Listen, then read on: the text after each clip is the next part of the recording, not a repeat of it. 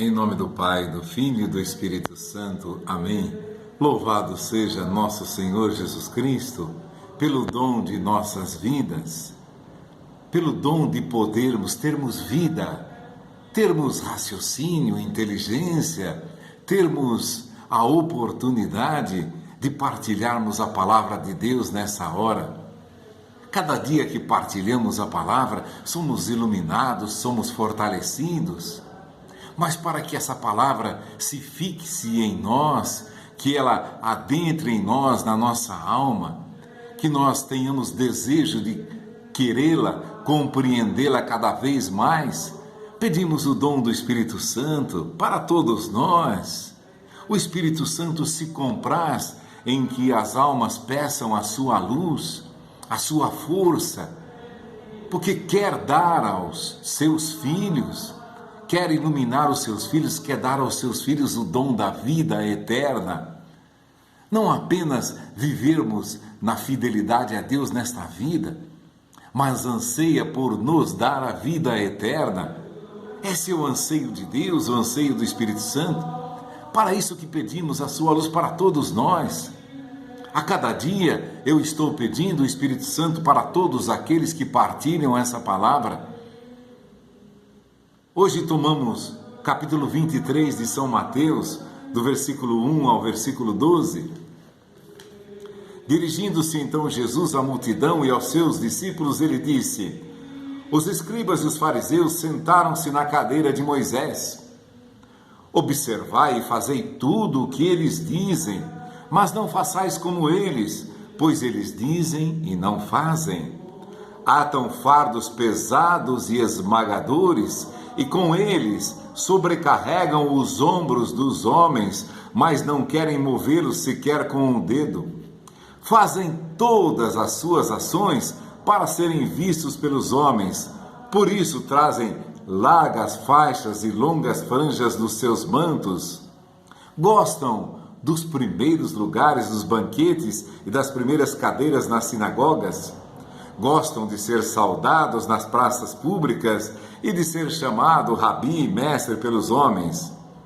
Mas vós não vos façais chamar de rabi, porque um só é o vosso preceptor, e vós sois todos irmãos.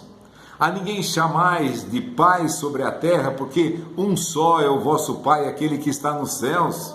Nem vos façais chamar de mestres, porque tendes um só mestre, o Cristo. Vós tendes um só mestre, o Cristo. O maior dentre vós será o vosso servo, e aquele que se exaltar será humilhado, e aquele que se humilhar será exaltado.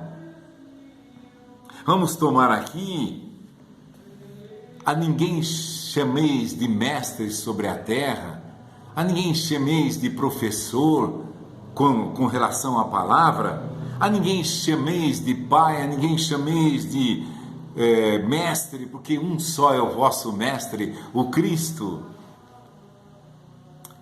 Quando começamos na fé, nós tínhamos muitas dúvidas.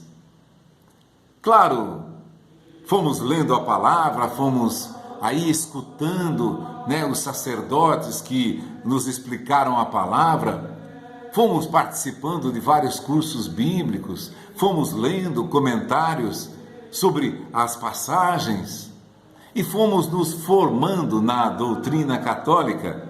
Claro, a cada dia aprendemos muito mais. Tivéssemos nós 100, 200, 500 anos, não daria para aprendermos tudo aquilo que precisamos aprender. Tal é, Deus é infinito. Quem pode?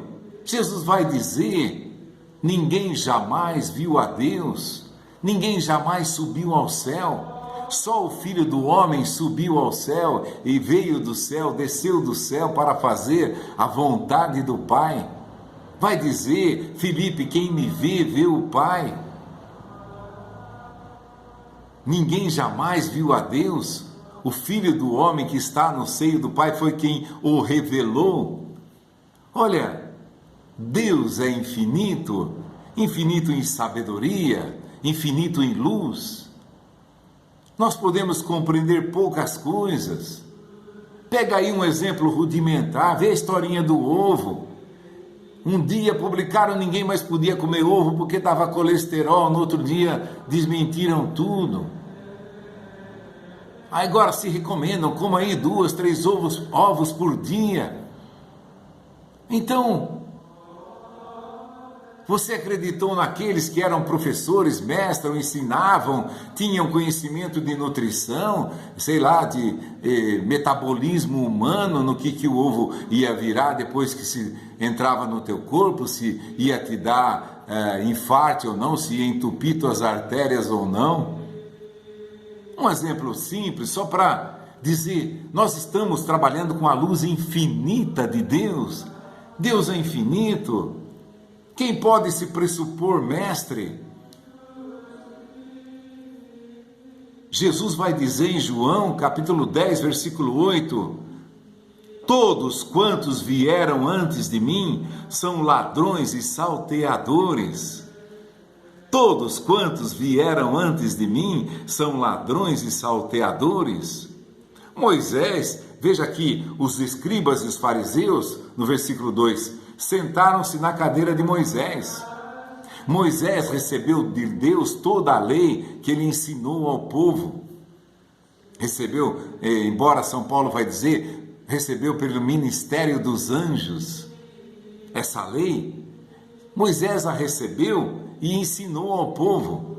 Agora vai dizer, os escribas e fariseus sentaram-se na cadeira de Moisés para ensinar o que Moisés ensinou. Naquele tempo poucas pessoas sabiam ler, os escribas eram os que sabiam ler e interpretar a lei de Moisés. Se eu não sabia ler, como é que eu ia interpretar a lei? Então eles sentaram-se na cadeira de Moisés, porque sabiam ler, e estudavam as escrituras porque sabiam ler. Então Jesus vai dizer a eles, façam o que eles ensinam, mas não façam o que eles fazem. Eles vão amarrando fardo nas costas de vocês e nem com o dedo as querem tocar. Agora, imagine você se eu te chamasse de ladrão, sem nunca você ter roubado nada. Você é ladrão.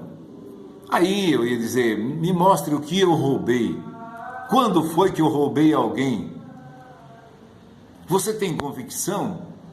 Um exemplo, você tem convicção que nunca roubou. E a pessoa te chama de ladrão. Ela fala, meu amigo, eu nunca roubei. Aí no dia seguinte ele te chama de ladrão de novo.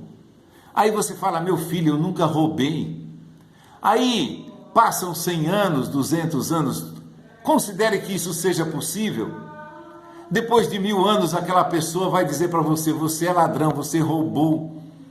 Para meu filho, nós não roubamos. O que você vai pensar dessa pessoa? Por que eu estou dizendo isso? Porque há centenas de anos, há milhares de anos, já podemos dizer, somos acusados de idólatras. Vocês são idólatras, vocês adoram a imagem. Eu já disse, isso aqui não é racional. Em casa eu tenho 5, 6, 7 imagens. Só aqui eu teria 7 deuses. Todos os meus amigos na fé têm 2, 3, 4. Nós temos milhões de imagens nesse país. Eu teria milhões de deuses por acaso? Olha a insensatez daquele, meu filho, nós não somos idólatras, vocês são idólatras, vocês têm imagem. Meu filho, nós não somos idólatras. Eu estou há 40, 50 anos na igreja, nunca vi ninguém adorar uma imagem, nunca vi. Vocês adoram, isso aí se repete. Quem foi o teu mestre? Quem te ensinou a repetir isso? Foi Jesus Cristo? Não, não foi. Não julgueis e não sereis julgados, não condeneis e não sereis condenados, porque se você condenar alguém, fatalmente você cairá em erro. Se vocês soubessem o que é misericórdia e não sacrifício, vocês não condenariam inocentes, acusariam pessoas de fazer aquilo que eles não fazem, que nunca fizeram. Imagine você durante 1000 anos ouvindo a mesma historinha. Vocês são idólatras. Vai lá no capítulo do Êxodo, livro do Êxodo, capítulo 37, versículo 7. Fez 2 querubins de ouro, feitos de ouro batido nas 2 extremidades da tampa da arca. Êxodos. Não é um mandamento de Deus, não façais imagens nem de quem está no céu, nem de quem está na terra.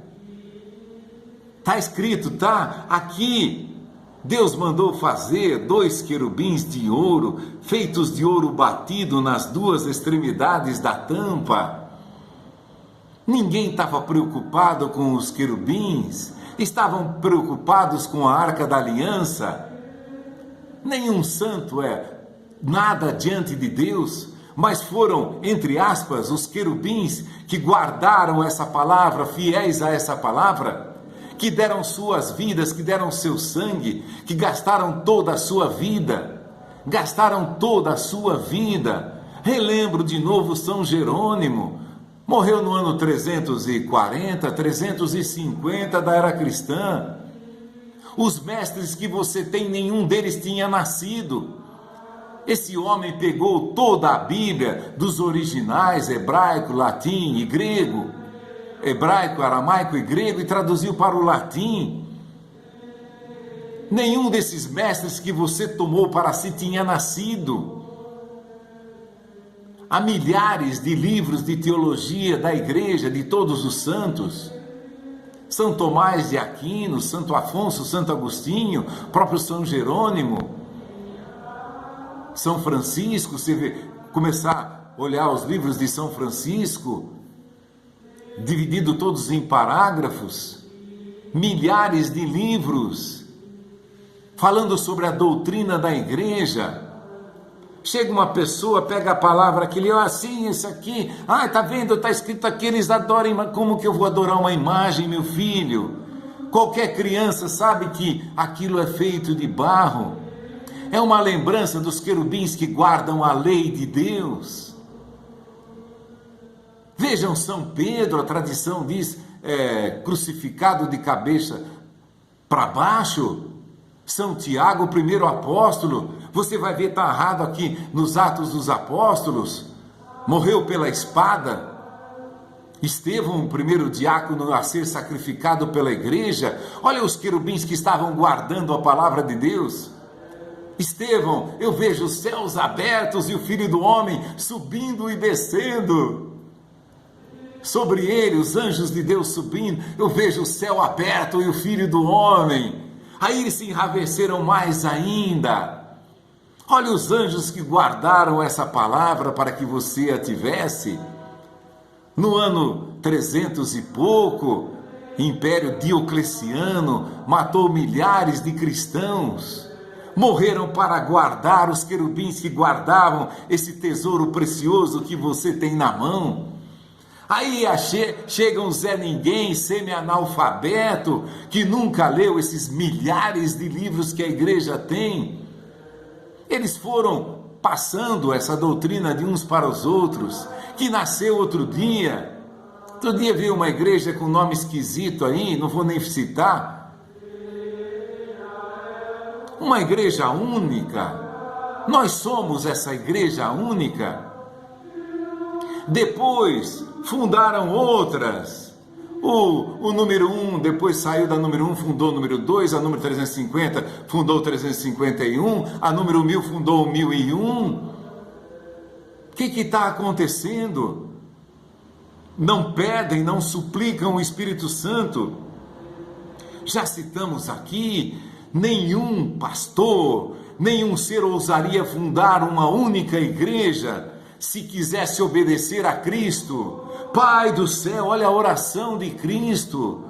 Pai do céu, que todos sejam um como eu e tu somos um. Ninguém jamais ousaria fundar uma outra igreja que não fosse essa, e ousaram fundar porque não estavam interessados na glória de Deus. Pai, que todos sejam um, para que o mundo creia que tu me enviaste e os amaste como amaste a mim, que Deus nos ama como amou a Cristo. Que sejam perfeitos na unidade, que sejam um como eu e tu somos um. Nós somos um. Claro, há muita discussão dentro da nossa igreja, sempre houve. No ano 430 e pouco, 432, concílio de Éfeso, toda heresia que aparecia se reunia em concílio. Ano 400, ano 500, ano 1000, todo o tempo, a igreja reunida pedindo o Espírito Santo para ser iluminado. Chega um Zé Ninguém com 40, 50 anos de idade, não, porque isso aqui adoram idólatras. Diferente, está narrado no Êxodos, lá em capítulo 32, versículo 4, quando fazem o bezerro de ouro. Moisés estava demorando para voltar do monte. Eles fizeram um bezerro de ouro e disseram: Eis, ó Israel, o teu Deus que te tirou do Egito. Eu nunca vi falar que São Francisco morreu na cruz para pagar os nossos pecados, que São Bento morreu na cruz, que São Paulo, São Pedro morreu na cruz, São Simão também pela tradição morreu numa cruz, Santo André. Todos os apóstolos, com a exceção de São João e algum outro, morreram sacrificados, mortos para guardar, os querubins que guardaram essa fé. Por isso que Pedro, sobre esta pedra, eu vou constituir a minha igreja, porque nós somos nada. Os santos foram aqueles querubins que ficaram sobre esse depósito da fé, que alguns leem e lendo aqui criam uma nova igreja. Se tivessem um pingo de amor a Jesus, jamais ousariam nem pensar em fundar uma igreja. Porque o pedido, a oração, a súplica de Jesus ao Pai, misericórdia, Pai, que eles sejam um. A igreja número 350 não tem nada a ver com a 351, que não tem nada a ver com a 352, que não tem nada a ver com a 11ª. Não tem nada a ver, cada um faz a sua. Aqui, a igreja única, católica, apostólica, romana. Tem problemas? É claro que tem. Tem padre, você vê aí, uns foram pedófilos, outros mulherengo, outros... O depósito da fé está lá. Nós não acreditamos nos padres. Eles são instrumentos para nos ensinar. Você viu aqui, os fariseus faziam isso. Os fariseus ensinavam os outros, punham carga pesada nas costas dos outros, mas nem com o dedo eles as tocavam. E o Jesus o que vai dizer? Gostam dos primeiros lugares, gostam de ser saudados. Fazei o que observai, no versículo 3, observai e fazei tudo o que eles dizem. Olha aqui, os escribas e fariseus ensinavam o povo, e Jesus vai dizer a ele: observai e fazei tudo o que eles dizem. Nós fazemos, claro, estudaram, ficaram lá 8, 10 anos num seminário por um momento de fraqueza aí, né? Conheci alguns padres aí, se encantaram com algumas mulheres e uns deixaram o sacerdócio. Muitos conhecem aquele padre que se casou com a apresentadora de televisão, padre Dalcides. Abandonou a fé, se encantou com a mulher, escolheu uma nova vida. Quer se casar, se case, não há mal nenhum nisso. Resolveu que não tinha a vocação para continuar sendo sacerdote. Quem quer que São Paulo vai dizer, quem quer se casar, que se case, mas quem quer oferecer a sua vida a Deus no celibato, que ofereça. Agora, alguns se pressupõem descobridores da verdade, 1000 anos repetindo a mesma coisa.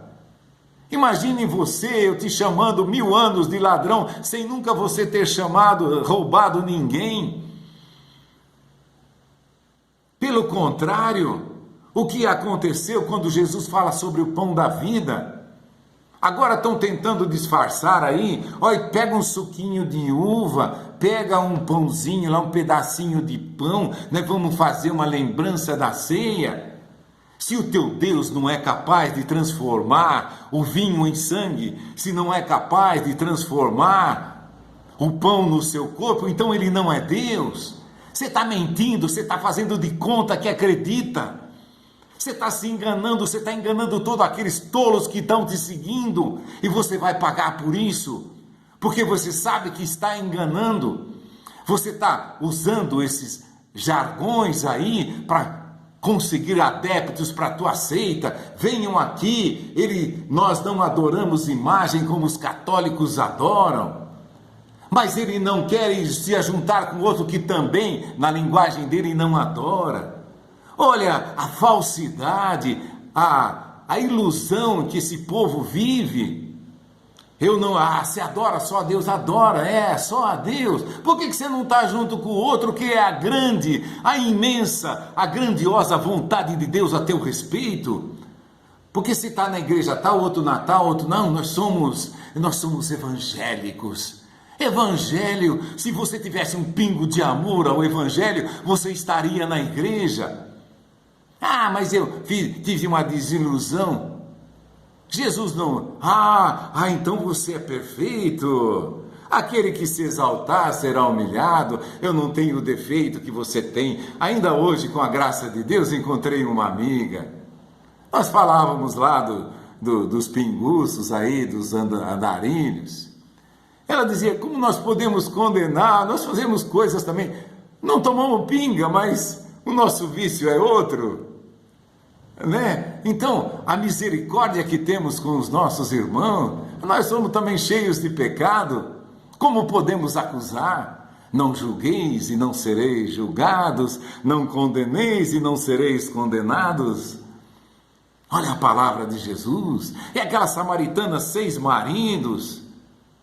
Jesus, o que você está fazendo? 6 maridos, você manda ela embora assim, sem nada. O que é, meu? O que você está fazendo? Eu quero a misericórdia e não o sacrifício. Se vocês compreendessem isso, não condenariam os inocentes. 1000 anos, uma pessoa te chamando de ladrão sem nunca ter roubado, de idólatra sem nunca você ter adorado nenhuma imagem. 2 querubins de ouro em cima da arca. Por isso que nós dissemos, olha, capítulo João, Evangelho de São João, capítulo 6, versículos 66 e 67, desde então muitos dos seus discípulos se retiraram e já não andavam com ele. Se retiraram, não andam conosco. Então Jesus pergunta aos 12, sobraram 12. Pergunta aos 12, quereis vós também retirar-vos? São Pedro responde, a quem vamos nós? Só tu tens palavras de vida eterna. Você vê essas milhares de pessoas, mas não rezam pedindo ao Espírito Santo. João 14, 26, mas o Paráclito, o Espírito Santo que o Pai enviará em meu nome, ele vos ensinará todas as coisas e vos recordará tudo o que vos tenho dito. O Espírito Santo, que o Pai enviará em meu nome, ele vos ensinará todas as coisas e vos recordará tudo o que eu vos tenho dito. Depois João 16, 13, quando vier o Paráclito, o Espírito da verdade, ele vos ensinará toda a verdade. Não vejo pessoas pedirem luz para compreenderem a verdade. Olha, vem aqui, porque faz tal coisa. Aqueles gritos, né? Todos se gabando, de ser a fé, o poderoso, eu creio em Deus vivo, eu creio no Deus vivo, que deu Deus vivo. Mas o Deus vivo teu morreu porque você não acreditou que Deus é capaz de fazer daquele pão a sua carne e não fazer daquele vinho o seu sangue. Teu Deus morreu na última ceia, quando aquilo não era sangue, ou aquilo não era corpo. Então o teu Deus morreu. A palavra do teu Deus, que você diz que a palavra viva morreu naquele dia, então ela não é viva, ela é morta. A palavra que teu Deus proclama que é viva, que você adora um Deus vivo, morreu na última ceia. Ou então você tem que admitir que Jesus estava mentindo, que aquilo não era o corpo dele e que aquilo não era o sangue dele. Olha os erros absurdos que caíram aqueles que se afastaram da igreja. Pedimos Espírito Santo, é tudo o que pedimos a todos os dias. Queremos que cada um que se afastou, é como os filhos que se afastaram da casa dos pais e da mãe. Queremos que esses filhos um dia, rezamos para que o Espírito Santo ilumine essas pessoas e um dia voltem à casa do Pai. Que o Espírito Santo ilumine a vocês, ilumine a mim, ilumine a todos nós na partilha dessa palavra.